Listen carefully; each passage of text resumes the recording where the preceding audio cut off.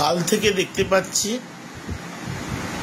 আমার একটা প্রতিবাদকে নিয়ে অনেকেই অনেক রকম বক্তব্য রাখছেন। আমার শরীর স্বাস্থ্য এইসব নিয়ে রাখুন, আপনাদেরও ভাই বোন দাদা আছে, রাখতেই পারেন, যদি ভালো লাগে রাখুন।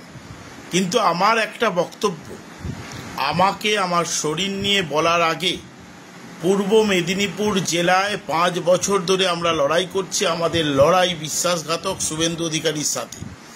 শুভেন্দু অধিকারী বড় বড় গলায় ভাষণ দিচ্ছেন, তিনি বলছেন তিনি 1 টাকাও চুরি করেননি।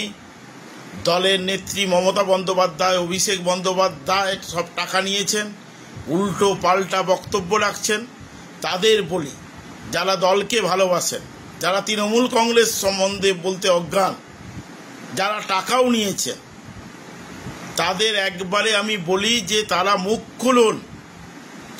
যদি পদকে ভালোবাসেন চুপ আছেন, যদি পদকে না ভালোবেসে পতাকাকে ভালোবাসেন, নেত্রীকে ভালোবাসেন, তাহলে আপনারা মুখ খুলুন। শুভেন্দু অধিকারীর শাস্তি চাই। আমাদের পদে থাকাটা বড় কথা নয়, পদ নিয়ে আপনারা ধুয়ে খেয়ে লাভ নেই। পদ বাঁচিয়ে রাখার জন্য আপনারা মুখ খুলছেন না, মুখ খুলুন। যদি দলকে ভালোবাসেন, যদি দুর্নীতি নিজেরা করে থাকেন, তাহলে শুভেন্দুবাবুর বিরুদ্ধে মুখ খুলুন, নিজেরাও জেলে যান আর শুভেন্দু অধিকারীও যেন জেলে যায়।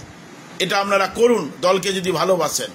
প্রত্যহ প্রতিদিন নেত্রীকে উল্টো পাল্টা বলার লোক যদি আপনাদের ভালো হয় বা আপনাদের ভালো লাগে, আমার বলার কিছু নেই।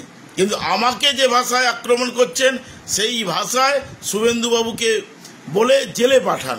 এটাই আপনাদের কাছে, সবার কাছে আমার অনুরোধ।